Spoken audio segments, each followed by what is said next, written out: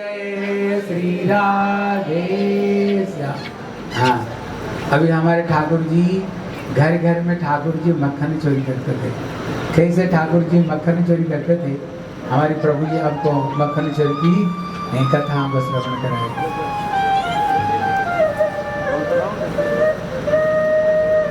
वंदे गुरो पदद्वंदं भक्तवृंद समन्वितं श्री चैतन्य प्रभुं वंदे नित्यानंद सहोदितं श्री नंदनंदनं वंदे राधिका चरणद्वयं गोपीजना परिवृतं वृंदावना मनोहरम् वाञ्छाकल्पतरुभ्यश्च कृपासिन्धो भैव च पतितानां पावनेभ्यो वैष्णवेभ्यो नमो नमः। नमो महावदन्याय कृष्णप्रेम प्रदायते कृष्णाय कृष्णचैतन्य नाम्ने गौरकृष्णे नमः। हे कृष्ण करुणा सिंधो दीनबंधो जगत्पते गोपेश गोपिका कांत राधाकांत नमस्तुते। तप्त कांचन गौरांगी राधे वृंदावनेश्वरी वृषभानुसुते देवी प्रणमामि हरिप्रिये। श्री कृष्ण चैतन्य प्रभु नित्यानंद श्री अद्वैत गदाधर शिवासादि गौर भक्तवृंद। हरे कृष्णा कृष्णा कृष्णा हरे हरे हरे राम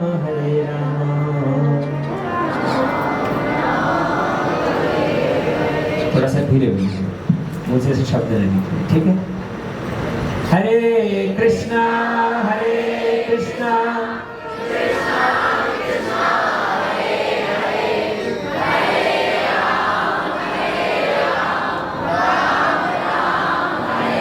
और एक बार हरे कृष्णा कृष्णा कृष्णा हरे हरे हरे राम राम राम हरे हरे। श्री गुरु गौरांग गंधर्व के गिरधारी श्री राधा विनोद बिहारी श्री राधा रमन बिहारी जी की असीम अनुकंपा से श्रीमद् भागवत कथा श्रवण करते करते आज हम षष्ठी दिवस पर उपस्थित हुए हैं। सर्वाग्रे अस्मदीय गुरुपाद पद्म परमारत्तम परिव्राजक आचार्य ओम विष्णुपाद अष्टोत्तरश श्री श्रीमद् भक्ति वेदांत श्रीधर गोस्वामी महाराज के चरणों में असंख्य कोटि दंडवत प्रणाम करते हुए उनकी अहेतुक कृपा की वांछा करता हूँ। परम गुरुदेव वर्ग नित्य लीला प्रविष्ट ओम विष्णुपाद अष्टोत्तरश श्री श्रीमद् भक्ति वेदांत श्री नारायण गोस्वामी महाराज नित्य लीला प्रविष्ट ओम विष्णुपाद अष्टोत्तरश श्री श्रीमद् भक्ति स्वरूप सिद्धांति गोस्वामी महाराज सपरिकर श्रील भक्ति सिद्धांत सरस्वती ठाकुर प्रभुपाद समस्त रूपानुगुरु परंपरा के चरणों में असंख्य कोटि दंडवत प्रणाम करते हुए उनके अहेतुक कृपा की वांछा करता हूँ। हमारे बीच में हमारे सौभाग्य से उपस्थित प्रपूज्य चरण श्री श्रीमद् भक्ति वेदांत शिला आचार्य महाराज अन्य समस्त वैष्णवी हरिकथा श्रोत मंडली आप सभी के चरणों में मेरे यथार्थ प्रणाम। हरे कृष्ण। हम लोग इस श्रावण मास का भागवत कथा के श्रवण के माध्यम से पालन कर रहे हैं। और उसमें भी आज स्वतंत्रता दिवस भी लोग पालन कर रहे हैं। स्वतंत्रता दिवस के साथ साथ सावन की तीज भी है। ये भारत संस्कृति, ये भारतीय सभ्यता इतने सारे उत्सवों से, इतने सारे पर्वों से रची बची है कि प्रत्येक दिन ठाकुर जी का कोई उत्सव, हमारी भारत भूमि पर कुछ न कुछ महोत्सव पालन करते ही रहते हैं हम लोग। और श्रीमद् भागवतम उसमें तो सर्वश्रेष्ठ महोत्सव है। स्वयं सुखदेव गोस्वामी ने अपने मुख से ये 2 उत्सवों के लिए घोषणा करी है। भागवत यद्यपि प्रत्येक दिन उत्सव है, साप्ताहिक पारायण हर दिन ही बड़ा आनंद में जाता है, भगवान का नाम, भगवान का कीर्तन, नृत्य ज्ञान इत्यादि, तो उसमें आनंद तो है। उत्सव मतलब क्या? गुरु महाराज से अभी आप लोग श्रवण कर रहे थे, नंद भवन में नंदलाल का करवट उत्सव हुआ। उत्सव, उत्कृष्ट वस्तु के साथ में वास, यही उत्सव है। उत्कृष्ट वस्तु कौन? भगवान श्री कृष्ण। उनके साथ संबंध युक्त होकर के उनके साथ वास करना, ये सर्वश्रेष्ठ उत्सव है। और भागवत में तो प्रत्येक दिन ही भगवान की चर्चा है, इसलिए भागवत का तो प्रत्येक दिन उत्सव स्वरूप है। लेकिन कई लोग आजकल बड़े विचित्र तरह के उत्सव मनाते हैं, जहां पर उत्सव के अंदर वो उत्कृष्ट वस्तु को ही बाहर निकाल दिया जाता है, भगवान ही वहां नहीं होते। तो हमारे आचार्य वर्ग वर्णन करते हैं, ऐसा उत्सव उत्सव नहीं है।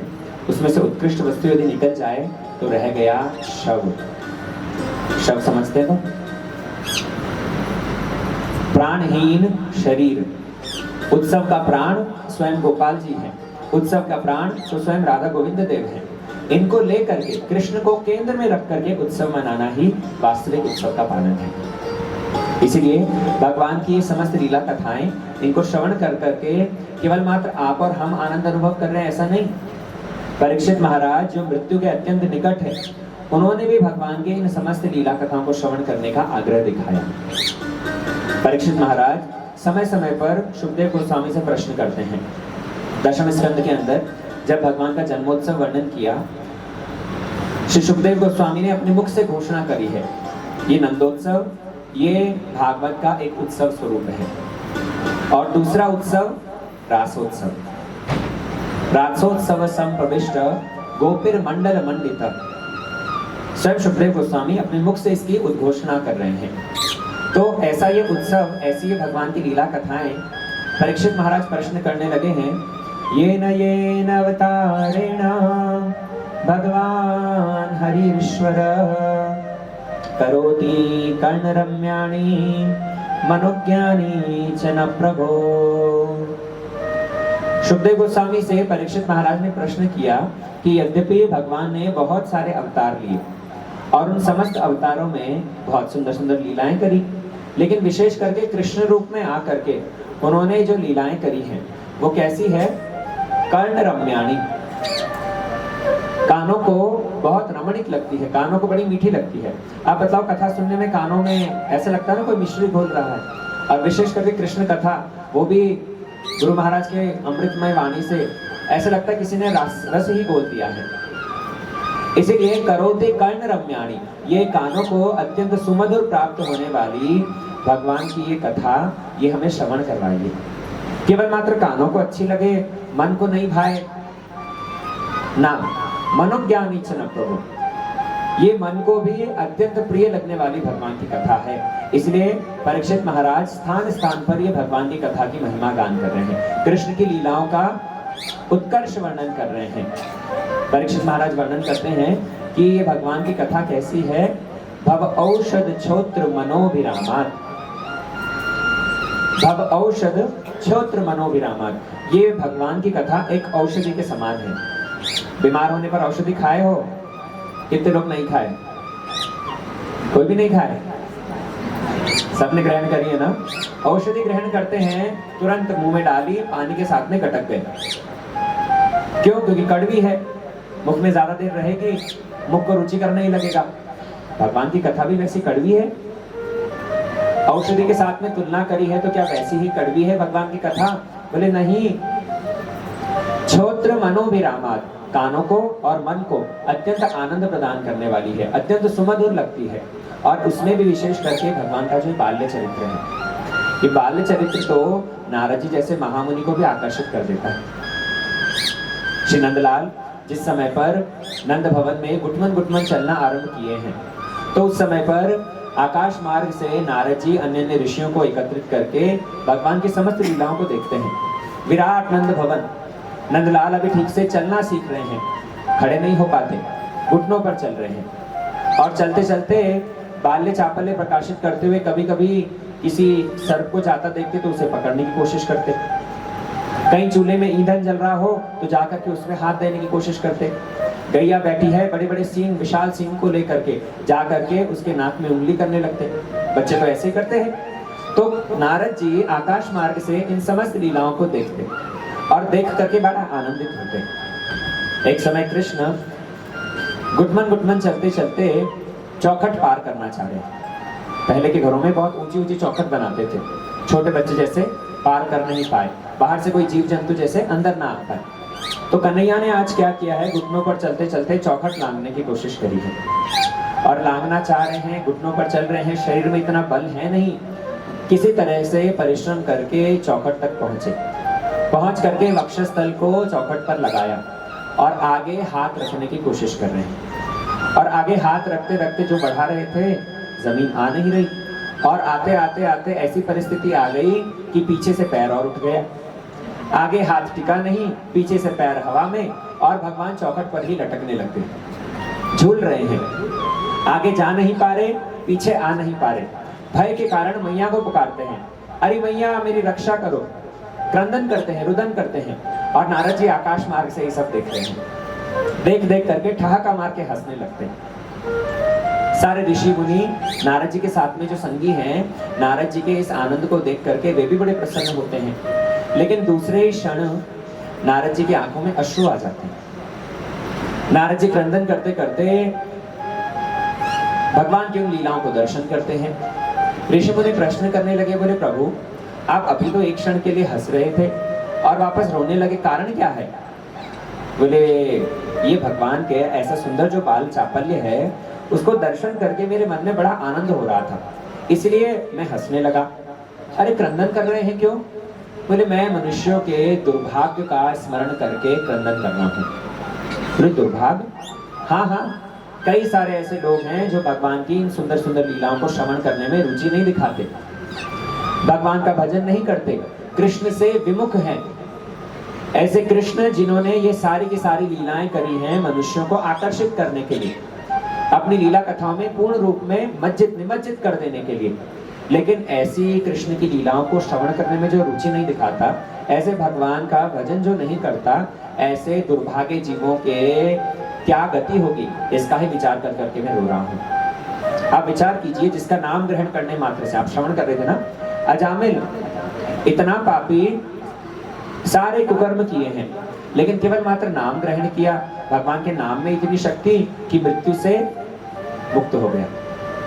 जिसका नाम ग्रहण करने मात्र से ही भवसागर से जीव पार हो जाता है, वो व्यक्ति आज चौखट पार नहीं कर पा रहा। शास्त्रकारों ने वर्णन किया है कि ये भगवान का नरवत लीला केवल मात्र ब्रज में ही संभव है। ये ब्रज के अलावा और आपको कहीं नहीं दिखेगा। भगवान जब मथुरा में जाते हैं तो वहां पर कभी ऐसी नरवत लीला करे हैं? वहां पर तो देवकी वसुदेव, उनको स्मरण है कि ये तो वही है जो चतुर्भुज रूप के धारण करके हमारे सामने प्रकट हुआ था। मन में कहीं ना कहीं ये भाव है कि हाँ ये बालक है, ये मेरे गर्भ में था, लेकिन वहां पर ऐश्वर्य ही प्रधान है। वहां पर ऐश्वर्य की प्रधानता है कि ये भगवान है, पुत्र बाद में है। ब्रज में कभी ऐसा हो सकता है? ब्रज में कभी ऐसा नहीं होगा।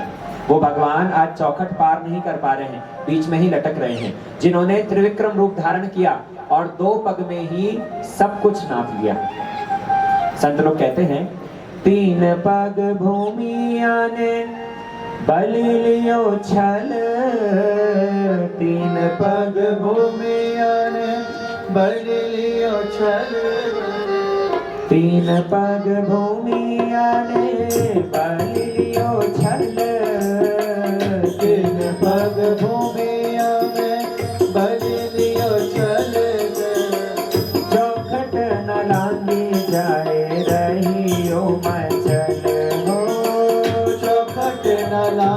जाए रहियो मचले याने खंभ दियो भार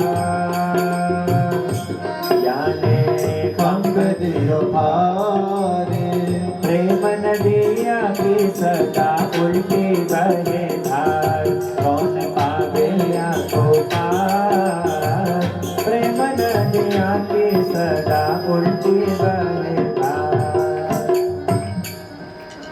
ये ब्रज के अंदर प्रेम का उल्टा प्रवाह है। जिस कृष्ण के नाम ग्रहण करने मात्र से ही सारे पापों का भंजन हो जाता है, भव सागर को जीव पार कर लेता है, वो प्रभु आज चौखट लांग नहीं पा रहे। मैया आकर के रक्षा करती है, तब जाकर के कृष्ण थोड़ा संतोष लाभ करते हैं। ये कृष्ण और बलराम दोनों के दोनों बालक इतनी ज्यादा बाल्य चापल्य प्रकाशित करते हैं कि घर में दो माताएं हैं, यशोदा और रोहिणी। ये दोनों कभी एक साथ घर का काम संभाल नहीं पाती। एक मैया इन दोनों बालक को संभालेगी तो अन्य मैया घर के गृह कार्यों को देखेगी। इसलिए लाल जी ने ऐसे गुटमन गुटमन चलना सीखा है और थोड़े बड़े हुए तो अब ठीक से चलना सीखे। और जब चलने सीखे हैं तो सबसे पहले सखाओं की टोली बनाई, सखाओं के साथ में तरह तरह के खेल कूद किए और एक दिन बढ़िया मुहूर्त देख करके लाल जी ने बढ़िया खेल खेलना आरंभ किया। तो ये कौन सा? सखाओं को एकत्रित करते हैं, कहने लगे आज हम एक नया खेल खेलेंगे। बोले क्या? हम घर घर जाकर चोरी करेंगे। सखा लोग तो सुनते ही आश्चर्य में पड़ गए, क्या कहता है कान्हा? चोरी करना? शास्त्र में तो बड़ी निंदा की गई है, पकड़े गए तो पिटाई पड़ेगी, सारे डंडे पीठ पर, हम ये चोरी वगैरह नहीं करते। कृष्ण ने समझाया कि अरे हम कोई धन दौलत रुपया थोड़ी चोरी करेंगे, हम तो घर घर जाकर माखन चोरी करेंगे। सखा प्रश्न करने लगे कि तेरे यहाँ 9 लाख गैया है, नंद बाबा सेठ साहूकार सारे ब्रज के राजा हैं, तेरे यहाँ माखन मिश्री का अभाव है क्या? बोले मेरे यहाँ तो किसी बात की कमी नहीं, लेकिन देखो ये तन सुखा, जैसा नाम वैसा ही सुखा सुखा तन। ये देखो श्रीदाम, ये देखो मधुमंगल। इन लोगों से पूछता हूँ कि क्या बात है, तुम लोग को माखन मिश्री नहीं मिलता? तो कहते हैं मैया सब का सब दे आती है, मथुरा दे आती है। अब तुम ही बतलाओ, हम ग्वाला हैं, गैया चराएं हम, परिश्रम करे गोकुल के ग्वाला और माखन खाए मथुरा के लाला, ये तो जमती नहीं बात। इसलिए हम घर घर जाकर के माखन चोरी कर देंगे, ना ही घर में अधिक माखन होगा और ना ही मैया बाहर देने जाएगी। बोले ठीक है, भगवान किसी की बुद्धि फेरना चाहे और कौन फिर रक्षा करेगा। इसलिए सारे सखा राजी हो गए। बोले कन्हैया तू हमारे दल का नेता, जैसा तू कहेगा वैसा ही हम करेंगे। कन्हैया ने समस्त सखाओं से कहा कि आज अपने अपने घर को जाओ और सब घर में जरा अभ्यास कर लो, प्रैक्टिस होनी चाहिए। रिहर्सल के बिना अगर चले गए परफॉर्म करने, जम नहीं पाता। इसलिए कि सब अपने अपने घरों में जाकर के आज चोरी करो। ठीक है, सारे सखा अपने अपने घरों में पहुंचे। कृष्ण भी आ गए हैं नंद भवन में और मैया वो सारा दूध दही माखन, उनके लिए एक विशेष अलग घर बना रखा था, एक अलग कमरा था, उसी में ही सब दूध दही माखन रखती थी। नंद भवन आप जाइएगा, गोकुल में 84 खंबा महल है आज भी नंद बाबा का। और वहां के जो स्तंभ है ना, साधारण स्तंभ नहीं, रत्न से जड़े हुए थे। कृष्ण के समय पर वो सारे के सारे स्तंभ रत्न से, मणियों से जड़े हुए हैं। आज नंदलाल ने जिस समय उस गृह में प्रवेश किया, जिस कमरे में प्रवेश किया, माखन जहां रखा हुआ था, देखा छीके के ऊपर माँ ने माखन टांग रखा है। क्या करेंगे विचार करते करते उनको एक उदुखल दिख गया, एक औखली जिसमें धान कूटा जाता है, वो औखली दिख गई। उस औखली को किया उल्टा, उसी के ऊपर चढ़ गए, छीके से माखन उतार उतार करके जीमने लगे। माखन निकाला और उसे आरोग रहे हैं और खाते खाते हठात उनकी नजर पड़ी अपने प्रतिबिंब पर, मणि स्तंभ पर। जो मणि स्तंभ सामने था, जिसके ऊपर मणियां जड़ी हुई थी, रत्न जड़े हुए थे, उसके अंदर कृष्ण का प्रतिबिंब पड़ रहा था। कन्हैया तो छोटे से बच्चे हैं, जानते नहीं प्रतिबिंब जैसा, परछाई जैसा भी कुछ होता है। कन्हैया ने सोचा कि जैसे मैं चोरी करने आया हूं और कोई चोरी करने आ गया, नंद भवन में और भी कोई माखन की चोरी करने आ गया। अब चोर चोर मौसेरे भाई, चोर के साथ में साठ गांठ करने लग गए। कन्हैया अपनी परछाई से ही बात करने लगे, उसको और एक चोर मान करके कहते हैं, देख मैं भी माखन खाता हूं, तू भी माखन खा, मैया से कुछ मत कहना, हम जैसा करेंगे परछाई सो ही करेगी। परछाई ऐसा ही करती है, मैं भी माखन खाता हूँ, तू भी खा, मैया से मत कहना। कन्हैया तो सुनने मात्र से ही तू मेरे घर में आकर मुझे उपदेश दे रहा है। परछाई भी सो ही बोले, मेरे घर में आकर मेरा उपदेश। कन्हैया अपनी परछाई से ही लड़ने लगे और धीरे धीरे लड़ने का शब्द जब जोर से हुआ तो माँ के कान में आवाज पड़ी। यशोदा गृह कार्य में कहा व्यस्त थी, जैसे ही लाला का शब्द सुना है, झगड़े की आवाज सुनी, अरे लाला किससे झगड़ रहा है, किससे बतिया रहा है? कन्हैया ने माँ की आवाज सुनने मात्र से ही लगाई छलांग उदुखल से और जाकर के स्तंभ को पकड़ लिया। मैया घर में चोर घुस आया, अरे जल्दी चलिए आ मैया, लाठी लेकर के आई हो, चोर घुस आया है, आज इसे छोड़ेंगे नहीं। मैया तुरंत दौड़ी दौड़ी आई, कौन भला चोर है, माखन के घर में ही घुसेगा। आकर के देखा, कृष्ण से पूछा कहाँ है चोर? बोले यहाँ, ये रहा देख, मेरी और उंगली कर रहा है। माँ तो देखने मात्र से ही पहचान गई। बोले लाला इस चोर को तो मैं बाद में देखूंगी, तो मुझे एक बात बता, तू इस घर में क्या कर रहा है? बोले मैया इस घर में मैया मैं आया था। बोले किस कारण से आया था, बतला तो। अरे मैया क्या बतलाऊं, बालक है लेकिन बुद्धि इतनी तीक्ष्ण। कहने लगे माँ तूने जो मेरे हाथों में कड़े पहना रखे थे ना, ये सोने के कड़े, इनमें पद्मराग मणि जड़ी हुई है, ये मणि ना सूर्य के ताप से तप्त हो जाती है, उत्तप्त हो जाती है। मेरे हाथों में पीड़ा होने लगी थी, जलने लगे थे। मैया मैंने तो सुना है किसी का हाथ यदि जल जाए तो माखन में दही छाछ में डुबो देना चाहिए। इस कारण मैं इस कमरे में आ गया और अपने हाथों को उसी माखन की मटकी में डुबो रहा था, डुबो करके जरा शांत शीतल कर रहा था। बोले लाला हाथ तो तूने मटकी में डुबो दिए, इससे तेरे हाथ शांत हो गए, तेरे मोहड़े पे माखन कैसे लगा? बोले मैया क्या बतलाऊं, एक चींटी न जाने कहां से घूमती घूमती आई और आकर के मेरे शरीर पर चढ़ गई, होते होते हाथ पर, हाथों से छाती पर और छाती से मुख की ओर पहुंच गई। मैया उस चींटी को भगाते भगाते ही मेरे मुख पर माखन लग गया। अच्छा कहाँ है चींटी? बोले चली गई अपने बिल में, यही थोड़ी इंतजार करती। बोले वाह लाला, तुरंत कान पकड़ करके मैया ने जो शासन किया है, चोर अपने ही घर में चोरी करता है। अरे जितना दूध दही माखन है सब तो तेरे लिए बनाती हूँ और तुझे चोरी करने की क्या आवश्यकता? मैया से यदि कहता तो क्या मैं तुझे माखन नहीं देती? कन्हैया तो बड़े लज्जित हुए, मन ही मन विचार कर रहे हैं कि पहली बार चोरी करी और पहली बार ही पकड़े गए, लगता है हर बार पकड़े ही जाएंगे। बोलो श्री माखन चोर भगवान की। कन्हैया अगले दिन सारे सखाओं को एकत्रित किए और सब ने अपना अपना एक्सपीरियंस सुनाया। कोई पिट करके आए तो कोई कुशलता पूर्वक बच गए, कोई क्या तो कोई क्या। कन्हैया कहने लगे आओ हम मिलजुल करके जब चोरी करेंगे किसी को कोई हमें पकड़ नहीं पाएगा, सबको हम ठग लेंगे।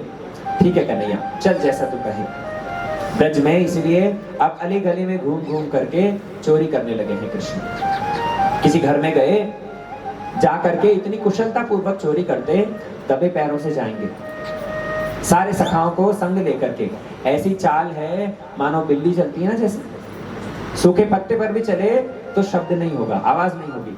कन्हैया भी ऐसे दबे पैरों से घर में प्रवेश करते और जहां माखन होता सब लूट करके खा लेते, स्वयं खाते, सखाओं को खिलाते, बंदर को, कौवों को खिलाते और अंत में जाते जाते मटकी को फोड़ करके वहां से भाग जाते।